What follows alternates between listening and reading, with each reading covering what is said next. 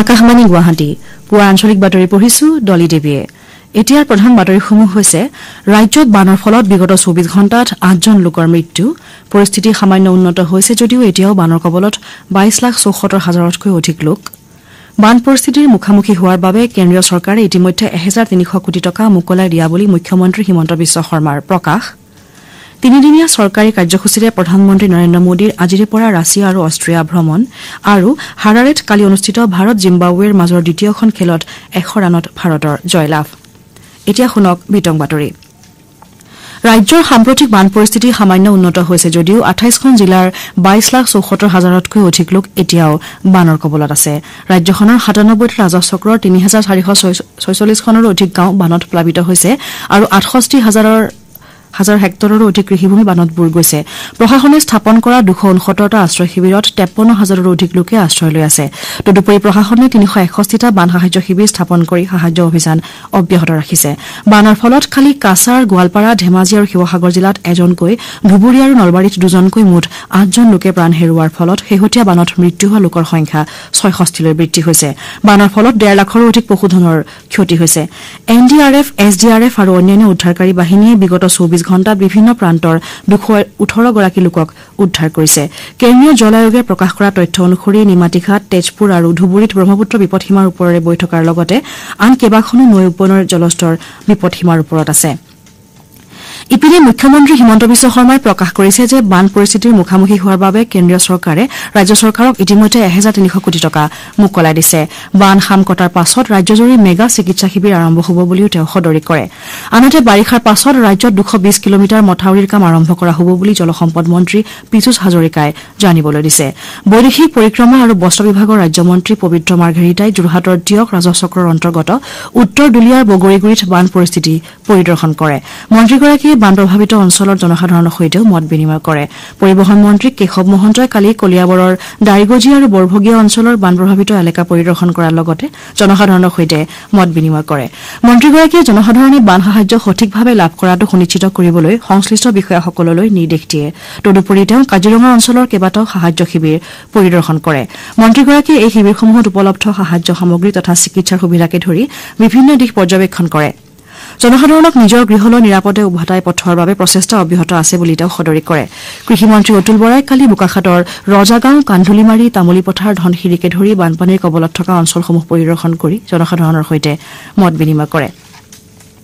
আনহাতে অসম প্ৰদেশ কংগ্ৰেছ কমিটিৰ সভাপতি ভূপেন কুমাৰ বৰাই কৰিমগঞ্জ জিলাৰ বদৰপুৰ বিধানসভা সমষ্টিৰ ভাৰত বাংলা সীমান্তত অৱস্থিত টুকৰ গ্ৰামত বান প্ৰভাৱিত অঞ্চলৰ জনসাধাৰণৰ সৈতে মত বিনিময় কৰে ইপিনে বানৰ কবলত পৰা বনাঞ্চলসমূহৰ জীৱ-জন্তুসমূহো দুৰ্দশাৰ সন্মুখীন হৈছে ব্ৰহ্মপুত্ৰৰ বাঢ়নী পানীয়ে কাজিৰঙা ৰাষ্ট্ৰীয় উদ্যানৰ ব্যাপক অঞ্চল বুৰাই পেলোৱাত এতিয়ালৈ 6টা গড় 96টা পহু আদিৰ লগতে মুঠ 25টা বন্যপ্ৰাণী মৃত্যুৰ মুখত পৰিছে উল্লেখযোগ্য যে কাজিৰঙা ৰাষ্ট্ৰীয় উদ্যান তথা টাইগাৰ ৰিজাৰ্ভৰ অধীনৰ 69টা বন শিবিৰ বানত বুৰ গৈছে ৰাজ্যত চলিত বৰ্ষত বানৰ ফলত হোৱা ক্ষয়ক্ষতিৰ জৰীপ চলাই অহা 15 আগষ্টৰ ভিতৰত লাগতিয়াল পুঁজিৰ প্ৰস্তাৱ দাখিল কৰাৰ বাবে ৰাজ্যৰ ৰাজহ আৰু দুৰ্যোগ ব্যৱস্থাপনা বিভাগে জিলা আয়ুক্তসকললৈ নিৰ্দেশ জাৰি কৰিছে ৰাজহ চক্ৰ আৰু জিলা ভিত্তিত ক্ষয়ক্ষতিৰ জৰীপ চলাই জিলা পৰ্যায়ৰ পৰা প্ৰস্তাৱ দাখিল কৰাৰ পাছতে ৰাজহ আৰু দুৰ্যোগ ব্যৱস্থাপনা বিভাগে ৰাজ্যিক দুৰ্যোগ সাহায্য পুঁজিৰ অধীনত জিলা আয়ুক্তসকললৈ পুঁজি মুকলাই দিব মুখ্যমন্ত্ৰী হিমন্ত বিশ্ব শৰ্মাই কালি ৰাজ্যৰ শিক্ষা বিভাগৰ পৰ্যালোচনামূলক এখন বৈঠকত অধ্যক্ষতা কৰে বৈঠকত নতুন বিদ্যালয় স্থাপন নিয়োগ সেৱা বিধি আদালতত বিচাৰাধীন গোচৰ মাচুল ৰেহাই আঁচনিৰ লগতে বিদ্যালয় প্ৰশাসন সম্পৰ্কীয় বিভিন্ন দিশ সন্দৰ্ভত আলোচনা কৰা হয় বিদ্যালয় মহাবিদ্যালয় তথা বিশ্ববিদ্যালয়সমূহৰ মান উৎকৃষ্ট হৈ নুঠালৈকে চৰকাৰে সকলো প্ৰচেষ্টা অব্যাহত ৰাখিব বুলি মুখ্যমন্ত্ৰীগৰাকীয়ে প্ৰকাশ কৰে বৈঠকত শিক্ষামন্ত্ৰী ৰনোজ পেগুকে ধৰি কেইবাগৰাকীও বিষয়া কৰ্মচাৰী উপস্থিত থাকে উচ্চতম ন্যায়ালয়ে আজি নিট ইউজি সন্দৰ্ভত কেইবাখনো আবেদনৰ শুনানি গ্ৰহণ কৰিব এইসমূহৰ ভিতৰত নতুনকৈ পৰীক্ষা অনুষ্ঠিত কৰাৰ বাবে জনোৱা আবেদনো অন্তৰ্ভুক্ত হৈ আছে উচ্চতম ন্যায়ালয়ৰ ৱেবছাইটত প্ৰকাশ পোৱা অনুসৰি মুখ্য ন্যায়াধীশ DY চন্দ্ৰচূড় তথা ন্যায়াধীশ JB পাৰিৱালা আৰু মনোজ মিশ্ৰক লৈ গঠিত এখন বিচাৰপীঠে এই সন্দৰ্ভত 26খন আবেদনৰ শুনানি গ্ৰহণ কৰিব উল্লেখযোগ্য যে শিক্ষাৰ্থীসকলে দাখিল কৰা এই আবেদনত নিটত অনিয়ম হোৱাৰ অভিযোগৰ প্ৰসংগৰে পৃথক তথা সুকীয়া অনুসন্ধানৰ বাবে দাবী জনোৱা হৈছে কেন্দ্ৰীয় চৰকাৰে এই সন্দৰ্ভত ইতিমধ্যে এখন শপতনামা দাখিল কৰিছে চৰকাৰে নীট ইউজি 2024ত ব্যাপক হাৰত কোনো অনিয়ম হোৱাৰ প্ৰমাণ নথকাৰ পৰিপ্ৰেক্ষিতত এই পৰীক্ষা পুনৰ অনুষ্ঠিত কৰাৰ কোনো প্ৰয়োজন নাই বুলি প্ৰকাশ কৰিছে ইপিনে চলিত বৰ্ষৰ নীট ইউজিৰ কাউন্সেলিং তথা আসন বণ্টন প্ৰক্ৰিয়া চলিত মাহৰ তৃতীয় সপ্তাহৰ পৰা আৰম্ভ হোৱাৰ সম্ভাৱনা আছে কাউন্সেলিংক লৈ বিভিন্ন বিভ্ৰান্তিৰ সৃষ্টি হৈ থকাৰ মাজতে কালি স্বাস্থ্য মন্ত্ৰালয়ে এই কথা প্ৰকাশ কৰিছে মন্ত্ৰালয়ে সদৰি কৰা মতে ৰাষ্ট্ৰীয় চিকিৎসা আয়োগে চলিত মাহৰ তৃতীয় সপ্তাহৰ পৰা আগষ্টৰ মাজভাগৰ ভিতৰত নীট ইউজি আৰু নীট পিজিৰ আসন বণ্টন চূড়ান্ত কৰাৰ সম্ভাৱনা আছে ইয়াৰ পাছতে কাউন্সেলিং প্ৰক্ৰিয়া আৰম্ভ হ'ব ৰাষ্ট্ৰীয় পৰীক্ষা সংস্থা এনটিএ স্নাতক পৰ্যায়ৰ সংযুক্ত বিশ্ববিদ্যালয়ৰ প্ৰৱেশ পৰীক্ষা 2024ৰ উত্তৰপত্ৰ প্ৰকাশ কৰিছে শিক্ষাৰ্থীসকলে কাইলৈৰ ভিতৰত উত্তৰপত্ৰৰ প্ৰত্যাহ্বান জনাব পাৰিব অহা এসপ্তাহৰ ভিতৰত পৰীক্ষাৰ ফলাফল ঘোষণা কৰাৰ সম্ভাৱনা আছে উল্লেখযোগ্য যে এইবেলি প্ৰথমবাৰৰ বাবে এই পৰীক্ষা হাইব্ৰিড পদ্ধতিত আয়োজন কৰা হৈছিল সেই অনুসৰি 15টা বিষয়ৰ বাবে কলম বহি আধাৰিত পৰীক্ষা অনুষ্ঠিত কৰাৰ বিপৰীতে 48টা বিষয়ৰ বাবে কম্পিউটাৰ আধাৰিত পৰীক্ষা অনুষ্ঠিত কৰা হৈছিল এই বছৰ 13,40,000ৰো অধিক শিক্ষাৰ্থীয়ে 261খন কেন্দ্ৰীয় ৰাজ্যিক ডিমড আৰু ব্যক্তিগত বিশ্ববিদ্যালয়ত স্নাতক পাঠ্যক্ৰমৰ বাবে পঞ্জীয়ন কৰিছে নীতি আয়োগৰ বিশেষ কাৰ্যসূচী সম্পূৰ্ণতা অভিযান অসমতো অব্যাহত আছে এই অভিযানৰ অংশ হিচাপে যোৱা 1 জুলাইৰ পৰা বাক্সা জিলাতো বিভিন্ন কাৰ্যসূচীৰ আয়োজন কৰা হয় কালি সন্ধিয়া প্ৰচাৰিত আকাশবাণী গুৱাহাটীৰ চলন্তিকা অনুষ্ঠানত আয়ুক্ত কৃষ্ণ বৰুৱাই জিলাখনত ৰূপায়ণ হৈ থকা সম্পূৰ্ণতা অভিযানৰ খতিয়ান দাঙি ধৰে আয়ুক্তগৰাকীয়ে সদৰি কৰা মতে বাক্সা জিলাত এই অভিযান 1 জুলাইৰ পৰা 30 ছেপ্টেম্বৰলৈ চলিব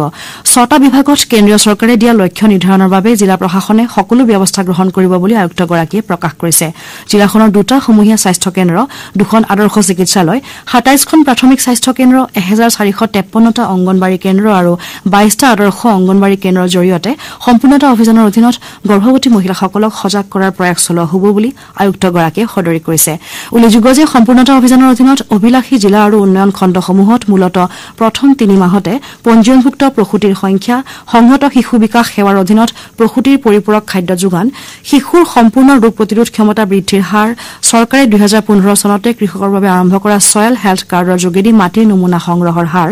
প্ৰতিটো খণ্ডতে মধুমেহ আৰু উচ্চ ৰক্তচাপজনিত ৰোগীসকলক চিনাক্তকৰণৰ হাৰ আৰু একোটা উন্নয়ন খণ্ডত থকা আত্মনিৰ্ভৰশীল গোটৰ বিপৰীতে পুঁজি লাভ কৰি থকা গোটৰ হাৰ বিদ্যুতৰ যোগান থকা মাধ্যমিক পৰ্যায়ৰ বিদ্যালয়ৰ হাৰ তথা পাঠ্যক্ৰম আৰম্ভ হোৱাৰ এমাহৰ ভিতৰতে পাঠ্যপুথি বিতৰণৰ হাৰ বৃদ্ধি কৰাৰ লক্ষ্য লোৱা হৈছে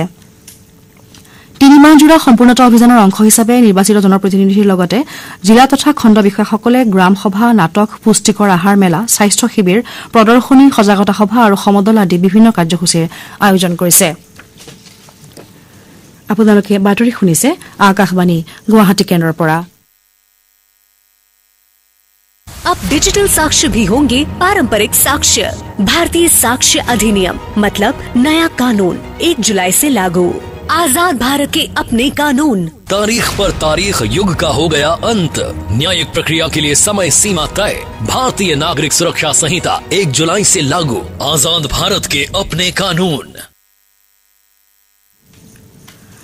প্ৰধানমন্ত্ৰী নৰেন্দ্ৰ মোদী আজিৰ পৰা 3দিনীয়া চৰকাৰী কাৰ্যসূচীৰে ৰাছিয়া আৰু অষ্ট্ৰিয়া ভ্ৰমণ কৰিব এই ভ্ৰমণৰ প্ৰথম পৰ্যায়ত শ্ৰী মোদীয়ে মস্কোত 22 সংখ্যক ভাৰত ৰাছিয়া বাৰ্ষিক সন্মিলনত অংশগ্ৰহণ কৰিব এই বাৰ্ষিক সন্মিলনে প্ৰধানমন্ত্ৰী মোদী আৰু ৰাছিয়াৰ ৰাষ্ট্ৰপতি ভ্লাদিমিৰ পুটিনক দুয়োখন দেশৰ মাজৰ প্ৰতিৰক্ষা বাণিজ্য বিনিয়োগ শক্তি সহযোগিতা শিক্ষা সংস্কৃতি তথা দুয়োখন দেশৰ জনসাধাৰণৰ মাজৰ সম্পৰ্ককে ধৰি দ্বিপাক্ষিক সম্পৰ্কৰ সকলো দিশৰ পৰ্যালোচনা কৰাৰ সুযোগ প্ৰদান কৰিব দুয়োগৰাকী নেতাই লগতে পাৰস্পৰিক স্বাৰ্থজড়িত সাম্প্ৰতিক আঞ্চলিক আৰু গোলকীয় বিষয়সমূহ সন্দৰ্ভতো মত বিনিময় কৰিব তদুপৰি তেওঁলোকে ব্ৰিক্স সাংঘাই সহযোগিতা সংস্থা G20 পূব এছিয়া সন্মিলন আৰু ৰাষ্ট্ৰসংঘৰ দৰে গ্ৰুপিং পৰ্যায়ত দ্বিপাক্ষিক সম্পৰ্কৰ সন্দৰ্ভতো আলোকপাত কৰিব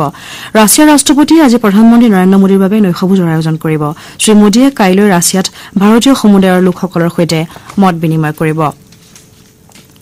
লোকসভাৰ বিৰোধী দলপতি তথা কংগ্ৰেছ নেতা ৰাহুল গান্ধীয়ে দুদিনীয়া কাৰ্যসূচীৰে মণিপুৰ ভ্ৰমণ কৰিব মণিপুৰলৈ যোৱাৰ পূৰ্বে আজি পুৱাৰ ভাগত তেওঁ শিলচৰত উপস্থিত হৈ ৰাজ্যখনৰ বান পৰিস্থিতি সন্দৰ্ভত স্থানীয় বিধায়ক তথা দলীয় নেতাসকলৰ সৈতে আলোচনাত মিলিত হ'ব বুলি প্ৰদেশ কংগ্ৰেছৰ সভাপতি ভূপেন বৰাই সদৰি কৰিছে ৰাহুল গান্ধী অসম মণিপুৰ সীমান্তৰ জিৰিবামলৈ গৈ তাত আশ্ৰয় লৈ থকা গোষ্ঠী সংঘৰ্ষ পীড়িত জনসাধাৰণৰ সৈতে মত বিনিময় কৰিব তাৰ পাছত তেওঁ ইম্ফল অভিমুখে ৰাওনা হ'ব ইপিনে অসমৰ কংগ্ৰেছ নেতা তথা কৰ্মীসকলক গান্ধীয়ে বানপীড়িত ৰাইজক সহায় কৰাৰ আহ্বান জনায় ৰাজ্য চৰকাৰৰ গৃহ বিভাগে এটা নিৰ্দেশযোগে অসম আৰক্ষীত ব্যাপক ৰদবদল ঘটাইছে। এই নিৰ্দেশ অনুসৰি 14গৰাকী আৰক্ষী বিষয়াক বদলি কৰাৰ লগতে লখিমপুৰ, বৰপেটা আৰু চিৰাঙত নতুন আৰক্ষী অধীক্ষক নিয়োগ কৰা হৈছে। BTADৰ আৰক্ষী মহাপৰিদৰ্শক সত্যৰাজ হাজৰিকাক তিনিচুকীয়াৰ NERলৈ বদলি কৰা হৈছে। সেইদৰে MPCৰ আৰক্ষী মহাপৰিদৰ্শক বিবেক ৰাজ সিঙক অতিৰিক্তভাৱে BTADৰ মহাপৰিদৰ্শকৰ দায়িত্বভাৰ অৰ্পণ কৰা হৈছে। CIDৰ উপ মহাপৰিদৰ্শক ইন্দ্ৰাণী বৰুৱাক CWRলৈ বদলি কৰা হৈছে। আৰক্ষী অধীক্ষক অংকুৰ জৈনক কাহিলীপাৰাত 10ম অসম আৰক্ষী বেটেলিয়নৰ অধিনায়কৰ দায়িত্ব অৰ্পণ কৰা হৈছে। ৰেলৱেৰ আৰক্ষী অধীক্ষক অক্ষয় গাৰ্গক চিৰাঙৰ আৰক্ষী অধীক্ষক হিচাপে বদলি কৰা হৈছে। নলবাৰীৰ দৌলাশালত থকা 4ৰ্থ অসম আৰক্ষী বেটেলিয়নৰ অধিনায়ক সুশান্ত বিশ্ব শৰ্মাৰ বৰপেটা আৰক্ষী অধীক্ষক হিচাপে বদলি কৰা হৈছে। হেমন্ত সোৰেন চৰকাৰে আজি ঝাৰখণ্ড বিধানসভাত আস্থা ভোট বিচাৰিব। এই উদ্দেশ্যে আজি বিধানসভাৰ বিশেষ অধিৱেশনৰ আহ্বান কৰা হৈছে। দিনৰ 11 বজাত অধিৱেশন আৰম্ভ হ'ব। মুখ্যমন্ত্ৰী হেমন্ত সোৰেনে ঝাৰখণ্ড মুক্তি মৰ্চা JMMৰ সকলো বিধায়ককে অধিৱেশনত উপস্থিত থকাৰ নিৰ্দেশ দিছে। JMM মিত্ৰজোঁটৰ কংগ্ৰেছ, RJD আৰু CPIML এই আস্থা ভোটৰ সময়ত বিধায়কসকল উপস্থিত থাকিবলৈ কৈছে। হাৰাৰেত অনুষ্ঠিত ভাৰত আৰু জিম্বাবৱেৰ মাজৰ দ্বিতীয়খন খেলত কালি ভাৰতে জিম্বাবৱেক 100 ৰানত পৰাজিত কৰে। ভাৰতে টছত জিকি প্ৰথমে বেট ধৰাৰ সিদ্ধান্ত লৈ নিৰ্ধাৰিত 20 অভাৰত 2টা উইকেটৰ বিনিময়ত 234 ৰান সংগ্ৰহ কৰে। ভাৰতৰ হৈ অভিষেক শৰ্মাই 47টা বলত 100 ৰান কৰাৰ বিপৰীতে ঋতুৰাজ গায়কোৱাডে 47টা বলত 77 ৰান সংগ্ৰহ কৰে। প্ৰত্যুত্তৰত জিম্বাবৱে 18 অভাৰ আৰু 4টা বলত আটাইকেইটা উইকেট হেৰুৱাই 134 ৰানহে কৰিবলৈ সমৰ্থ হয়। ভাৰতীয় দলৰ মুকেশ কুমাৰ আৰু আৱেজ খানে 3টাকৈ উইকেট দখল কৰাৰ বিপৰীতে ৰবি বিষ্ণই 2টা আৰু ৱাশ্বিংটন সুন্দৰে 1টা উইকেট লাভ কৰে। ইয়াৰ লগে লগে ভাৰতে 5খনীয়া T20 শৃংখলাত 1-1ৰ সমতা স্থাপন কৰে। ভাৰতৰ অবিনাশ চেবেলে ফ্ৰান্সত অনুষ্ঠিত পেৰিছ ডায়মণ্ড লীগ প্ৰতিযোগিতাৰ কালি অনুষ্ঠিত 3000 মিটাৰ ষ্টিপল ছেজত নতুন ৰাষ্ট্ৰীয় অভিলেখ গঢ়িছে। তাৰকা খেলুৱৈগৰাকী নিজৰ পূৰ্বৰ অভিলেখ ভংগ কৰি এই নতুন অভিলেখ গঢ়িবলৈ সমৰ্থ হয়। খেলুৱৈগৰাকী নিজৰ উৎকৃষ্ট খেল প্ৰদৰ্শন কৰি প্ৰতিযোগিতাৰ 6ষ্ঠ স্থানত থাকে। ইথিঅপিয়াৰ আব্ৰাহাম সিমে প্ৰথম স্থান অধিকাৰ কৰে। এতিয়া শুনক আজি গুৱাহাটীৰ পৰা প্ৰকাশিত কেইখনমান আগশাৰীৰ বাতৰি কাকতৰ প্ৰথম পৃষ্ঠাত প্ৰকাশিত বাতৰিৰ চমু অৱলোকন আগবঢ়াইছে ভাস্বতী দেৱীয়ে। ৰাজ্যৰ শেহতীয়া বান পৰিস্থিতি সন্দৰ্ভত গুৱাহাটীৰ পৰা আজি প্ৰকাশিত প্ৰায়কেইখন বাতৰি কাকতে ভিন ভিন শিৰোনামেৰে কেইবাটাও গুৰুত্বপূৰ্ণ বাতৰি প্ৰকাশ কৰিছে। দৈনিক অসম কাকতে বানৰ সংহাৰ সন্দৰ্ভত ৰাজ্যত বছৰি 100 কোটি টকাৰ ঘৰ দুৱাৰ উটি যায় বানত শিৰোনামেৰে বাতৰি প্ৰকাশ কৰিছে।